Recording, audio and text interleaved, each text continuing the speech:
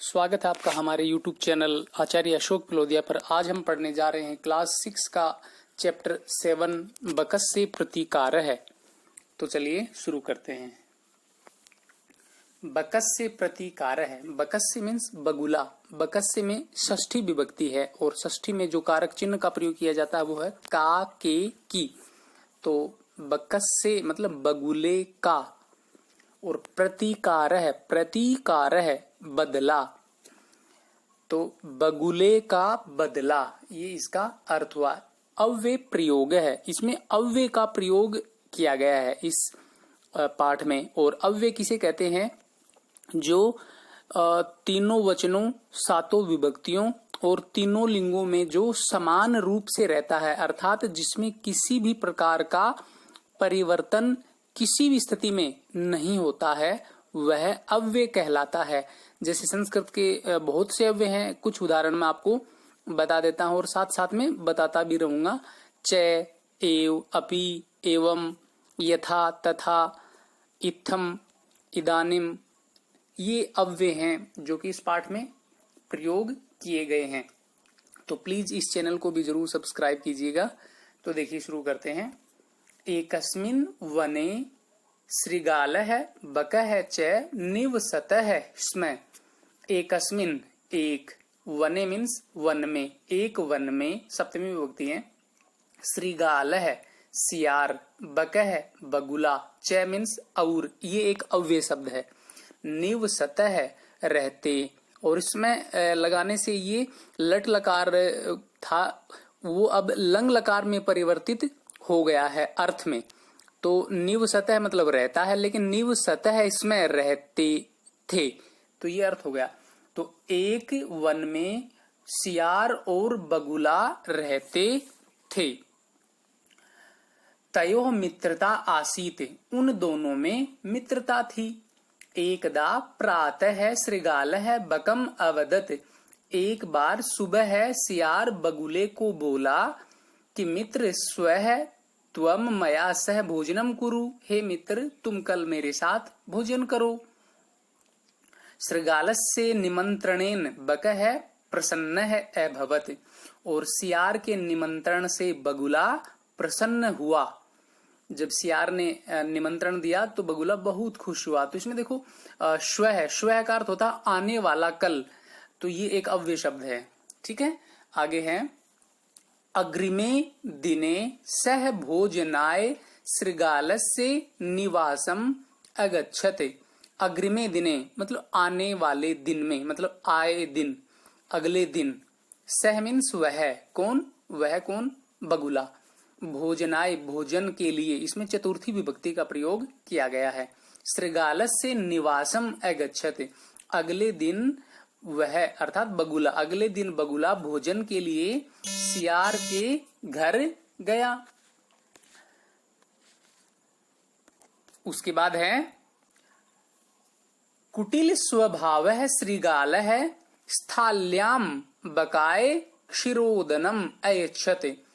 और जो बगुले का जो स्वभाव था, कुटिल स्वभाव है, कुटिल स्वभाव वाला, टेढ़े स्वभाव वाला, बुरे स्वभाव वाला बगुले ने क्या किया? स्थाल्याम, थाली में, सप्तमी विभक्ति है।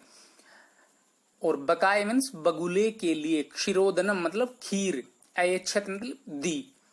तो कुटिल स्वभाव वाले सियार ने बगुले के लिए खीर थाली में दी। बकम अवदत, और बगुले को बोला। बगुले को क्या बोला? चय का अर्थ यहां पर और बगुले को बोला कि मित्र, मित्र के आगे जो चिन्ह है इसको संबोधन चिन्ह कहते हैं। तो हे, अरे, वो संबोधन के चिन्ह होते हैं। तो मित्र, हे मित्र, अस्मिन् पात्रे आवाम अधुना सहैव खादावः। अस्मिन् पात्रे, दोनों में सप्तमी विभक्ति है और सप्तमी में कारक चिन्ह में पर का प्रयोग किया जाता है। तो इसमें से एक कारक चिन्ह का हमें प्रयोग करना है। आवाम का अर्थ होता हम दोनों, अधुना मीन्स अब, सहैव वृद्धि संधि है इसमें, सह प्लस एव, साथ, एव का अर्थ है ही, एक अव्यय है। खादाव मतलब खाएंगे, खाते हैं, कि इस पात्र में हम दोनों अब साथ ही खाते हैं। भोजन काले बकस्य चंचुः स्थालीतः भोजन ग्रहणे समर्था न अभवत्। और भोजन के समय पर बकस्य चंचू, बगुले की, चंचू मीन्स चोंच, बगुले की चोंच, स्थालीतः थाली से, भोजन ग्रहणे समर्था न अभवत् भोजन को ग्रहण करने में समर्थ नहीं हुई। क्योंकि बगुले की चोंच लंबी होती है और वो थाली में से चोंच मारेगा तो उसमें से भोजन ग्रहण नहीं कर सकता, क्योंकि उसकी चोंच वैसे आकार की नहीं बनी हुई होती है। तो इसमें न एक अव्यय का प्रयोग हुआ है इस लाइन में। आगे है अतः बकः केवलम क्षीरोदनम अपश्यते। अतः मीन्स इसलिए, बकः मीन्स बगुले ने, केवलम ये भी एक अव्यय है, इसलिए बगुला केवल खीर को अपश्यत देखता रहा। बगुले ने खीर केवल देखी, क्योंकि थाली से वो ग्रहण तो कर नहीं सका। आगे है श्रृगालः तु सर्वं क्षीरोदनम अभक्षयते। और श्रृगालः मीन्स सियार, प्रथमा विभक्ति है, तू एक अव्यय शब्द का प्रयोग हुआ है यहाँ पे। तू का अर्थ होता है संस्कृत में तो। सर्वम मीन्स संपूर्ण, क्षीरोदनम मीन्स खीर, और अभक्षयत मतलब खाली। तो सियार ने तो सारी खीर खा ली। तो यहाँ पर श्रृगालः एक कर्ता शब्द है, कर्ता में वैसे भी प्रथमा विभक्ति होती है। ठीक है, आगे देखिए श्रृगालेन वंचितः बकः अचिंतयते। श्रृगाल के द्वारा, श्रृगालेन में तृतीय विभक्ति है, वंचितः मतलब दूर रखे जाने पर, बकः मीन्स बगुले ने, अचिंतयत, अचिंतयत का अर्थ है विचार किया, लंग लकार अतीत काल का प्रयोग है इसमें। श्रृगाल के द्वारा वंचित रखे जाने पर, किससे वंचित? भोजन से, खीर से। तो श्रृगाल के द्वारा वंचित रखे जाने पर बगुले ने विचार किया। क्या विचार किया?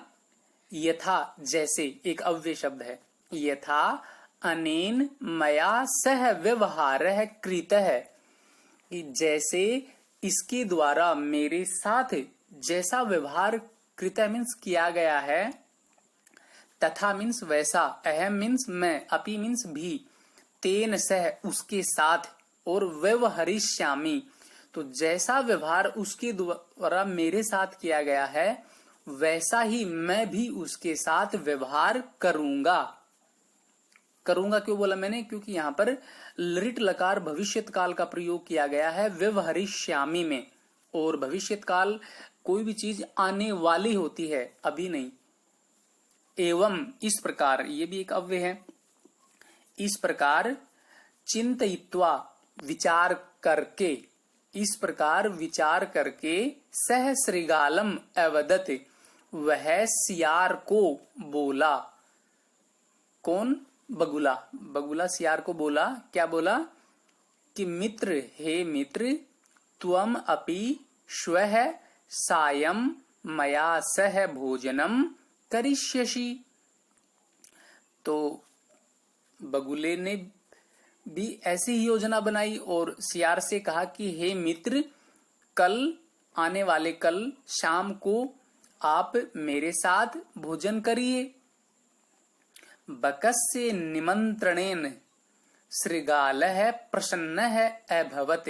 बकस्य बगुले के, और निमंत्रणेन निमंत्रण से, तृतीय विभक्ति है। बकस्य, देखो उसमें शे शब्द है ना, वो अधिकतर पुल्लिंग शब्द में षष्ठी विभक्ति का एक वचन होता है, और षष्ठी विभक्ति के जो कारक चिन्ह होते हैं वो का के की में से एक लगाना पड़ता है ताकि हम इसको शुद्ध अर्थ तक पहुंचा सके। जैसे बकस्य बगुले का, या बगुले के, निमंत्रणेन, इसमें तृतीय विभक्ति है तो तृतीय के कारक चिन्ह से द्वारा, बगुले के निमंत्रण से श्रृगाल है, ये प्रथमा विभक्ति यहाँ पर, सियार प्रसन्न है, खुश, अभवत हुआ। बगुले के निमंत्रण से सियार प्रसन्न हुआ। अभवत शब्द है, इसमें लंग लकार अतीत या भूतकाल का प्रयोग किया गया है, और जो भी अतीत काल भूतकाल होता है उसमें ऐसे ही उसकी शुरुआत होती है, तो आपको ये थोड़ी सी आसानी पूर्वक समझ में आ जाएगा कि जिस क्रिया की ऐसी शुरुआत होती है वो अधिकतर लंग लकार अतीत काल या भूतकाल होते हैं। तो आगे देखिए, यदा श्रृगालः सायं बकस्य निवासम भोजनाय अगच्छते। जब शाम के समय बगुले के निवास पर भोजन के लिए श्रृगाल अगच्छत मीन्स गया, तदा बकः संकीर्ण मुखे कलशे क्षीरोदनम अयच्छते। तदा मीन्स तब, ये भी एक अव्यय है। तब बगुले ने संकीर्ण मुखे, एक पतले से मुख वाले, कलशे मीन्स कलश में, जो कि एक मिट्टी का बना हुआ आपको चित्र में भी दिखाई दे रहा था। तो बगुले ने क्या किया कि एक संकीर्ण छोटे से मुख वाले कलश में क्षीरोदनम अयच्छते, खीर प्रदान की, परोसी, रखी, दी। श्रृगालम च अवदत, च का अर्थ और सियार को, अवदत मीन्स बोला। क्या बोला कि मित्र, हे मित्र, आवाम अस्मिन पात्रे सहैव भोजनम कुर्वः, कि हे मित्र, आवाम का अर्थ होता हम दोनों, अस्मिन पात्रे, इस पात्र में, इस बर्तन में, जो कि था कलश, इस कलश में, सहैव साथ ही, एव सह प्लस एव, तो सह मतलब साथ, एव मतलब ही, साथ ही, भोजनम कुर्वः भोजन करते हैं, कि हे मित्र, इस पात्र में हम दोनों साथ ही भोजन करते हैं। बकह कलशात चंचवा क्षीरोदनम अखादते, और बगुला कलश से चोंच, चंचवा तृतीय विभक्ति, चोंच के द्वारा, क्षीरोदनम अखादते, खीर खाई। बगुले ने कलश से, चोंच से खीर खाई। परंतु श्रृगालस्य मुखम कलशे न प्राविशते, परंतु श्रृगाल के मुख में, सियार के मुख में जो कलशे न प्राविशत, सियार का मुख उस कलश में प्रवेश नहीं कर सका। अतः बकः सर्वम क्षीरोदनम अखादत, अतः मीन्स इसलिए, बकः मीन्स बगुला, सर्वम मीन्स संपूर्ण, क्षीरोदनम मीन्स खीर, अखादत मीन्स खाली, इसलिए बगुले ने सारी खीर खा ली। श्रृगालः च केवलम ईर्ष्यया अपश्यते, और सियार तो केवल ईर्ष्या से, जलन से उसकी तरफ देख रहा था, क्योंकि सियार सोच रहा था कि भाई मुझे तो ये खीर खाने को मिल ही नहीं रही है, इसलिए वो ईर्ष्या से देख रहा था। आगे है, श्रृगालः बकम प्रति यादृशम व्यवहारम अकरोत्, बकः अपि श्रृगालम प्रति तादृशम व्यवहारम कृत्वा प्रतीकारम अकरोत्, कि सियार ने बगुले के प्रति जैसा व्यवहार किया, सियार ने बगुले के प्रति जैसा व्यवहार किया, बगुले ने भी सियार के प्रति वैसा ही व्यवहार करके प्रतीकारम अकरोत्, बदला ले लिया। उक्तम अपि, कहा भी गया है, क्या कहा गया है कि आत्म दुर्व्यवहार से फलम भवति दुखदम, आत्म व्यवहार से मतलब स्वयं के द्वारा किए गए व्यवहार का फल, आत्म दुर्व्यवहार से मतलब खुद के द्वारा किए गए दुर्व्यवहार का फल भी क्या होता है, दुखदम भवति, हमेशा दुखदायी होता है, कि खुद के द्वारा किया गया बुरा व्यवहार होता है, उसका जो परिणाम होता है वो हमेशा दुखदायी होता है। तस्मात् सद्व्यवहारतव्यम, इसलिए क्या करना चाहिए, सद्व्यवहारतव्यम, हमें सद्व्यवहार करना चाहिए, अच्छा या उत्तम व्यवहार करना चाहिए। मानवेन सुखेषिणा, जो सुख की इच्छा रखने वाले मानव हैं उनको उत्तम व्यवहार करना चाहिए, सद्व्यवहार करना चाहिए। एक बार फिर से लास्ट लाइन का अर्थ देखिएगा श्लोक का, कि आत्म दुर्व्यवहार से फलम भवति दुखदम, कि खुद के द्वारा किए गए दुर्व्यवहार का फल या परिणाम हमेशा दुखदायी होता है, और मानवेन सुखेषणा तस्मा सद्व्यवहारतव्यम, और जो मानव सुख की इच्छा करते हैं उनको हमेशा उत्तम व्यवहार करना चाहिए। तो मुझे उम्मीद है आपको ये पाठ बहुत अच्छे से समझ में आया होगा। तो प्लीज इस चैनल को लाइक करें, सब्सक्राइब करें और अधिक से अधिक मात्रा में शेयर करें। धन्यवाद।